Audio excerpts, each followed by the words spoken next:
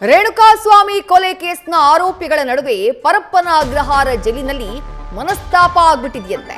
ಜೈಲಿನಲ್ಲಿ ದರ್ಶನ್ ಹಾಗೆ ಆರೋಪಿಗಳ ಮಧ್ಯೆ ವೈಮನಸ್ಸು ಮೂಡಿದೆ. ಏನೋ ಮಾಡೋಕ್ ಹೋಗಿ ಇನ್ನೇನೋ ಆಯ್ತು ಅಂತ ಹೇಳಿ ಈಗ ಪಶ್ಚಾತ್ತಾಪ ಪಡ್ತಿದಾರಂತೆ. ಆವತ್ತು ಬಾಸ್ನ ಮೆಚ್ಚಿಸಬೇಕು ಅಂತ ಹೇಳಿ ಕಿಡ್ನಾಪ್ ಮಾಡಿ ಕೊಲೆ ಕೇಸ್ನಲ್ಲಿ ಭಾಗಿಯಾದ್ರು. ಇವತ್ತು ಬಾಸ್ ಮುಖ ನೋಡಿ ಮಾತನಾಡೋಕ್ಕೂ ಕೂಡ ಹಿಂದೇಟನ್ನ ಹಾಕ್ತಿದ್ದಾರೆ. ಭರವಸೆ ಕೊಟ್ಟವರೇ ಈಗ ಕೈ ಬಿಟ್ರು ಅಂತ ಹೇಳಿ ತೀವ್ರ ಬೇಸರಗೊಂಡಿರುವಂತಹ ಇಬ್ಬರು ಪ್ರಮುಖ ಆರೋಪಿಗಳು ನಮ್ಮನ್ನ ಬೇರೆ ಜೈಲಿಗೆ ಶಿಫ್ಟ್ ಮಾಡಿ ಅಂತಿದ್ದಾರಂತೆ. ಕೇಳ್ತಾ ಇರೋರು ಅನುಕುಮಾರ್ ಹಾಗೆ ಜಗದೀಶ್, ಚಿತ್ರದುರ್ಗ ಮೂಲದವರು.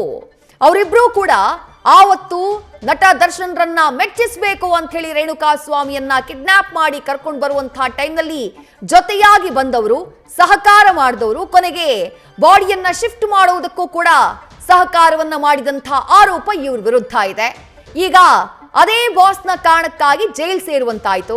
ಇವರೆಲ್ಲ ಏನೋ ಸ್ವಲ್ಪ ಸ್ಥಿತಿವಂತರು, ಅವ್ರ ಮನೆಗಳು ನಡೀತಾ ಇದೆ.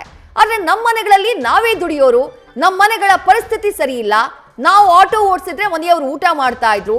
ಈಗ ಪರಿಸ್ಥಿತಿ ಹೀಗಾಗಿದೆಯಲ್ಲ, ಸುಖ ಸುಮ್ಮನೆ ನಾವು ಸಿಕ್ಕಾಕೊಂಡ್ಬಿಟ್ವಲ್ಲ ಅನ್ನುವಂಥ ಪಶ್ಚಾತ್ತಾಪ ಅನುಕುಮಾರ್ ಹಾಗೆ ಜಗದೀಶ್ಗೆ ಕಾಡ್ತಾ ಇದೆಯಂತೆ. ಹಾಗಾಗಿನೇ ಬಾಸ್ ಮುಖ ನೋಡೋಕ್ಕೂ ಇಷ್ಟ ಇಲ್ಲ, ಬಾಸ್ ಜೊತೆ ಮಾತನಾಡೋದಕ್ಕೆ ಇಷ್ಟ ಇಲ್ಲ. ಜೈಲಿನಲ್ಲಿ ನಮ್ಮನ್ನ ಬೇರೆ ಜೈಲಿಗೆ ಶಿಫ್ಟ್ ಮಾಡಿ ಅಂತ ಹೇಳಿ ಮನವಿ ಮಾಡ್ಕೋತಿದ್ದಾರಂತೆ.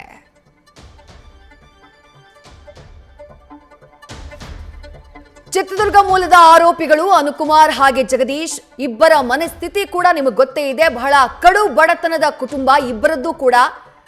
ಮನೆಯವರನ್ನೆಲ್ಲ ಮರೆತು ಬಾಸ್ಗಾಗಿ ಈ ಕೊಲೆಯಲ್ಲಿ ಸಹಕರಿಸಿ ಸದ್ಯ ಬಂಧನ ಆಗಿ ಜೈಲಿನಲ್ಲಿದ್ದಾರೆ.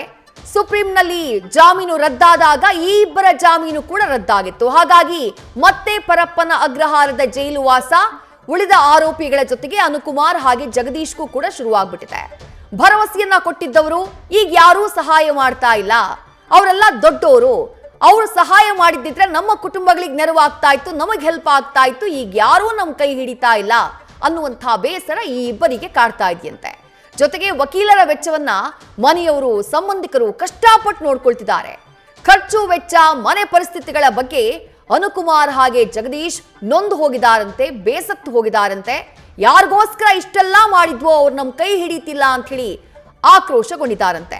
ಡೀಟೇಲ್ಸ್ ನಮ್ಮ ಪ್ರತಿನಿಧಿ ಪ್ರಜ್ವಲ್ ನೀಡ್ತಾ ಹೋಗ್ತಾರೆ. ಪ್ರಜ್ವಲ್, ಬಹುಶಃ ಈ ಬುದ್ಧಿ ಆವತ್ತು ಬಾಸು ಬಾಸು ಅಂತ ಹೇಳಿ ಹಿಂದೆ ಹೋಗಿ ಕಿಡ್ನಾಪು ಕೊಲೆನಲ್ಲಿ ಭಾಗಿಯಾಗೋದಕ್ಕಿಂತ ಮುಂಚೆ ಇದ್ದಿದ್ರೆ ಅನುಕುಮಾರ್ ಜಗದೀಶ್ ಪರಿಸ್ಥಿತಿ ಇವತ್ತು ಹೀಗಾಗ್ತಿರ್ಲಿಲ್ಲ ಅಂತ ಅನ್ಸುತ್ತೆ.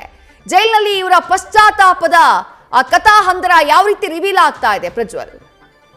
ವಿದ್ಯಾಶ್ರೀ, ರೇಣುಕಾಸ್ವಾಮಿ ಹತ್ಯೆ ಪ್ರಕರಣದಲ್ಲಿ ಈಗಾಗಲೇ ದರ್ಶನ್ ಹಾಗೆ ಇತರ ಆರೋಪಿಗಳು ಕೂಡ ಜೈಲನ್ನು ಸೇರಿರುವಂಥದ್ದು. ಅದರಲ್ಲೂ ಕೂಡ ಪ್ರಮುಖವಾಗಿ ಅನುಕುಮಾರ್ ಹಾಗೆ ಜಗದೀಶ್ ಏನಿದ್ದಾರೆ, ಇವರಿಬ್ಬರು ಕೂಡ ಈಗ ಪಶ್ಚಾತ್ತಾಪವನ್ನು ಪಡ್ತಾ ಇದ್ದಾರೆ. ಕಾರಣ ಏನು ಅಂತ ಹೇಳಿದ್ರೆ, ಈ ಪ್ರಕರಣದಲ್ಲಿ ನಾವು ಭಾಗಿಯಾದ್ವಿ, ಅನಂತರದಲ್ಲಿ ದರ್ಶನ್ ರವರಿಗೆ ಬೆಂಬಲವನ್ನು ಕೊಟ್ವಿ, ಹಾಗೆ ನಾವು ಜೈಲಿಗೂ ಕೂಡ ಹೋದ್ವಿ. ಆದರೆ ಈಗ ನಮ್ಮನ್ನು ನೋಡ್ಕೊಳ್ಳಿಕ್ಕೆ ಯಾರೂ ಕೂಡ ಇಲ್ಲ. ಯಾಕೆ ಅಂತ ಹೇಳಿದ್ರೆ, ದರ್ಶನ್ ರವರು ಪರಪ್ಪನಾಗ್ರಹಾರ ಜೈಲಿನಿಂದ ನನ್ನನ್ನು ಬೇರೆ ಜೈಲಿಗೆ ಶಿಫ್ಟ್ ಮಾಡದಂತೆ ಒಂದು ಅರ್ಜಿಯನ್ನು ಸಲ್ಲಿಸ್ತಾರೆ. ಆ ಸಂದರ್ಭದಲ್ಲಿ ನ್ಯಾಯಾಲಯ ಕೂಡ ಅದಕ್ಕೆ ಮಾನ್ಯವನ್ನು ಮಾಡಿ ಅವ್ರನ್ನ ಅಲ್ಲಿಯೇ ಇಡುವಂತೆ ತಿಳಿಸುತ್ತೆ.